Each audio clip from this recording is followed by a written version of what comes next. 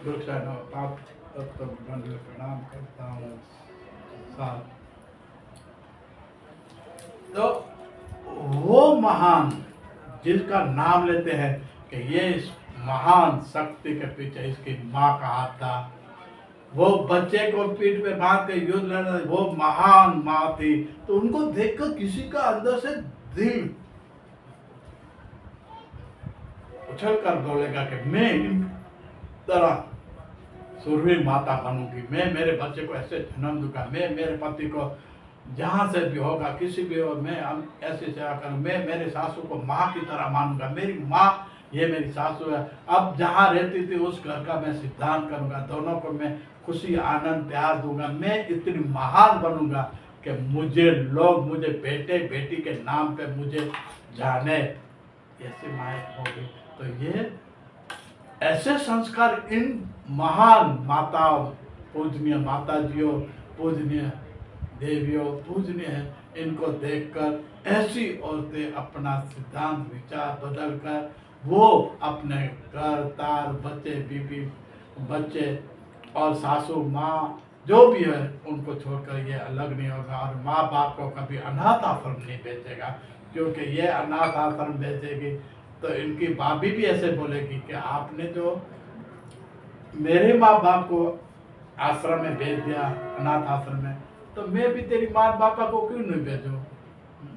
तो कहने का अर्थ वो पेड़ बोलता है कि ये श्रम वर्तमान में हो रहा है, भूतकाल को छोड़ा, माँ ने शादी करा दी, वर्तमान चालू काल में हो रहा है। क्यों कि ये मोह माया और सेक्स के लिए हम नहीं,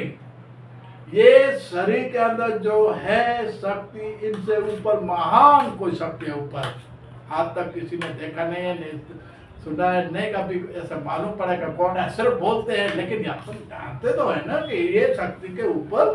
कोई महान शक्ति है, ये तो हकीकत है,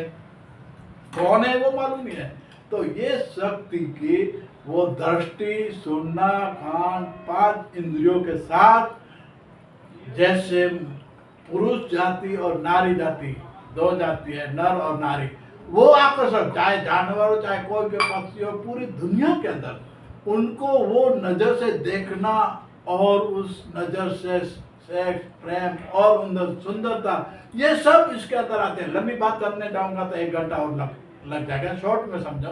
तो ये पूरा उनके चेहरे मगज दिल के अंदर रहेगा, और दिल के अंदर रहने के बाद उनको यहाँ से ऐसे लगेगा कि ये सुंदरता, ये सुनना ना, ये 5 इंद्रिय, तो ये क्या है। तो इस सुंदरता के कारण उसके दिल के अंदर प्रेम आना, प्रेम के कारण से, और ये होता है, ये कौन सी उम्र में, यही उम्र में, चालू काल में, भूतकाल में बच्चा था, वो अब चालू काल में हुआ। तो ये चालू काल के अंदर बाल बच्चे जो भी होंगे, जो भी बुराई करेंगे, जो भी अनिति करेंगे, जो भी दुनिया को करेंगे, जो भी सजा भोगेंगे, जो भी ये करेंगे, जेलों में जाना, ये करना, बलात्कार करना, हत्या करना, ये करना, एक दूसरे, ये चालू काल में जाती इसलिए होता है तो उनको अलग सी शक्ति आती है। और ये शक्ति चालू काल से भविष्य में क्या होगा, ये प्रश्न हो गया। भविष्य में क्या, भविष्य के अंदर 60-70 के बाद जैसे दांत गिर गया तो खाने का नहीं, सुनना कम, देखना कम, देखने के दूसरी आवाज, सामने सुंदरता हो फिर भी इनके लिए कुछ नहीं, उनको मोह माया सब निकल जाता है। अभी उस समय में ये बोलेगा मैं ये करूँगा, बात का केस में जाऊँगा, मैं इसमें जाऊँगा, मुझे ये हुआ, मेरे पर ये केस करा, मेरे पर ये हुआ, ये केस इसने डाल दिया, नहीं होगा, क्योंकि वो सामने जाएंगे फिर भी कुछ नहीं होगा। तो उस समय भविष्य में उसके साथ कोई अनिश्चित बनाव नहीं बनता है। अकेले बैठे, चाहे घर में हो, कहीं भी अकेले में हो, जंगल, अनिश्चित बनाव नहीं बनता है। नहीं तो उसके ऊपर कोई केस बनता है, नहीं तो कोई बलात्कार का केस बनता है, कोई नहीं बनता। 80-70 के बाद वो खुद ही वो चला गया। तो वो वर्तमान तीनों के अंदर बच्चे थे,